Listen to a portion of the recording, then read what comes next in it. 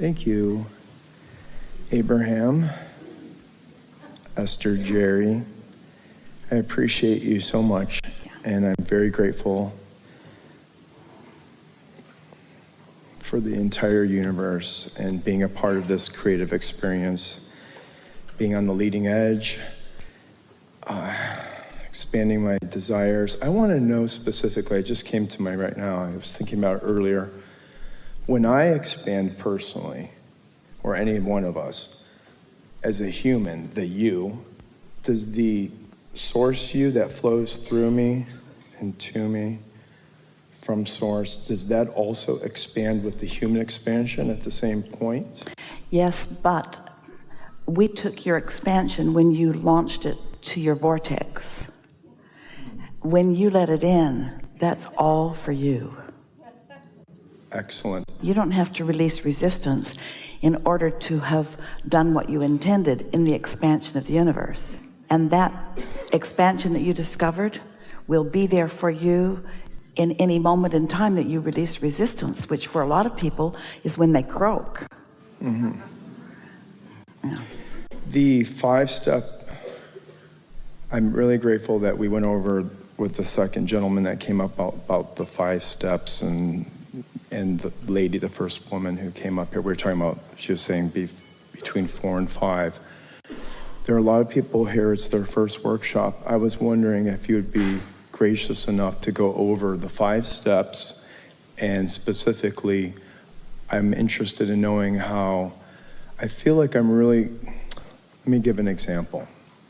I used to get mad at myself about things, and I've learned to allow myself to laugh at it instead of being angry about something, specifically getting upset about myself not living up to perfectionism, which I know I don't want to do anymore. I just want to allow the process and enjoy the pleasantries of creating or allowing, meditating or napping.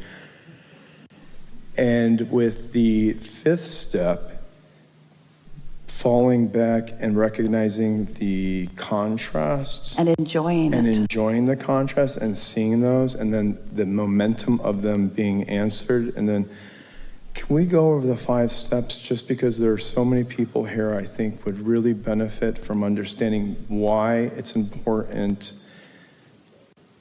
We want to do this, and it's not like going back over it, it's like discussing it from our new current now vantage point. Thank you. So in every moment there is variety, which means in every moment there is contrast. And contrast could mean resistance, it doesn't need to. When you go to a buffet and you say, I would like some of that and that and that, that's entirely different than saying, I don't eat that and I don't eat that and I don't eat that, and I don't know why you even put that out. And the person behind the counter might say, well, why does that bother you? I'm afraid it's going to accidentally get on my plate. Well, no, it's not going to jump on your plate. Nothing jumps on your plate that you don't give your attention to, so just choose what you want. And so contrast is so helpful, and it is present everywhere and at all times. So step 1 is exploring contrast, and from it coming to personal preferences.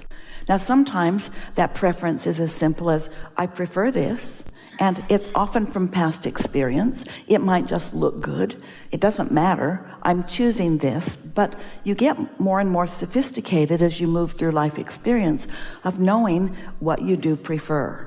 And so at all levels of your being, you're offering preferences, and those preferences are emanating from you vibrationally.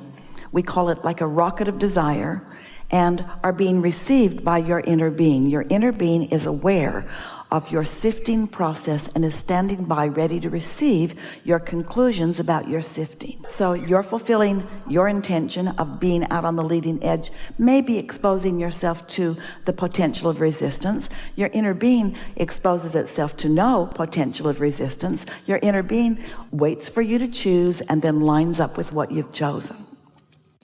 So step 1 happened, now step 2 is happening. Your inner being receives your rockets of desire. Now, that's not all that happens in step 2.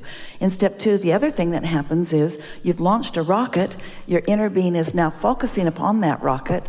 Now the law of attraction is responding to that powerful point of focus, which means all cooperative components are now being attracted to your inner being's point of focus, which is on your behalf. Does that make sense to you? So the vibrational you, to your words earlier, expanded as a result of your living of this life experience. So step 2 happened, and now there is a vibrational reality. It's a vibrational reality that will turn to things. But its turning to things, since you are the creator of it, is contingent upon you being a cooperative component, because you created it, and so you're the one that's going to turn it into things. But meanwhile, it's just this vibrational reality that you want to call potential. You might even want to call it future creating. We want to call it now. We want to call it current tense. We want to call it what's going on right now. So step 1 happened. You sorted and sifted and asked whether you knew it or not. Step 2 happened. Your inner being focused, and the law of attraction gathered the cooperative components. Now you have the opportunity of moving in the direction of your desire, which is an effective step 3, or holding yourself in opposition to your desire. Well, a lot of people, without meaning to, hold themselves in opposition to their desire because they keep looking at what is. What is the enemy of what's more.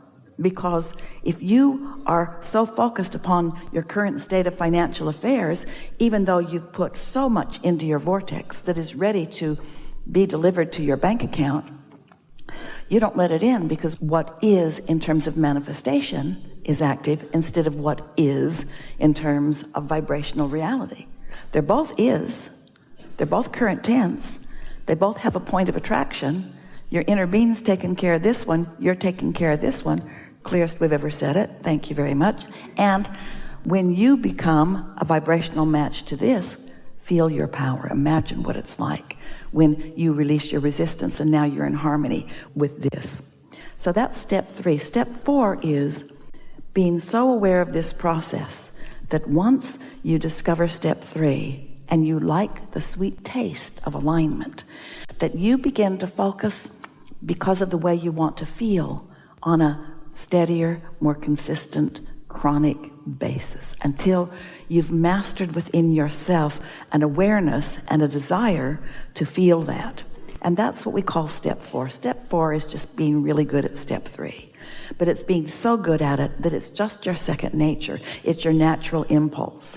When you're like that, people say, that's an optimistic person. When you are like that, people say, that's a forward-looking person.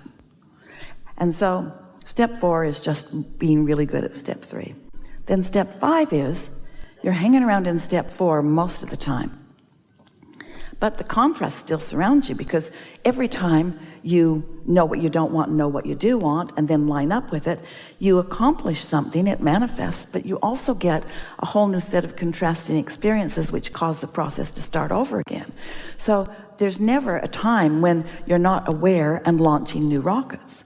So step 5 embraces that knowledge. Step 5 is me in my human form, understanding that I'm going to always be asking for more, for new, for improved, for more. And so as I'm launching that more, now I'm so appreciative of the contrast that was essential for the more, that the contrast doesn't strike me at all as an obstacle or a bad thing or something that I have to overcome or something that I should regret. Instead, I understand it as the power that causes the clarity, that causes the point of attraction.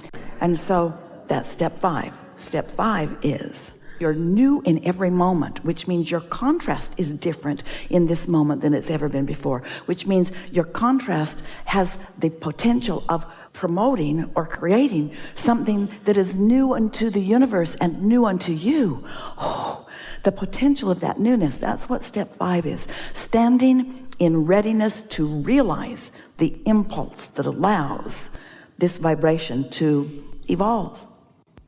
You are out here on the leading edge, and you are physical beings who can see and hear and smell and taste and touch, which means you see manifestation, you hear manifestation, you smell manifestation, you taste manifestation, you touch manifestation. So you have physical senses for the purpose of savoring your creation. You don't create through those physical senses. They are meant to be the savoring tools to savor your environment, you see. And that's what makes so many humans misunderstand, because they want to savor it, which means they need to see it before they can savor it. And we want you to savor with your emotions. We want you to savor the feeling rather than what you're seeing. We want you to savor in anticipation of the meal you're going to eat, not just with the taste buds when it's actually moving across your tongue, you see. And so here you are, always in a new moment in time, with all kinds of levels of attraction happening to you. Step 1, step 2, step 3, step 4, step 5, all important to the whole, and each step something to be savoring. Helpful? Yes, very helpful. Did you hear the new pieces? Because you've been hearing 1, 2, 3, 4, 5 for a while. Right. That's correct. And I feel like Want to know what step better 6 about it. is? Yes, ma'am. That's when you're dead. Bring it on. There is no dead. But step 6 is that place of non-resisted thought. And in step 6, there is still contrast, but it is not discernible from your human perspective. That's how refined the contrast is, but it's still delicious. And step 6 includes non-physical, that's all of us, awareness of you all. It is a savoring beyond physical description. It's what you would call love if you ever really felt it. It's what I feel like right now in the hot seat.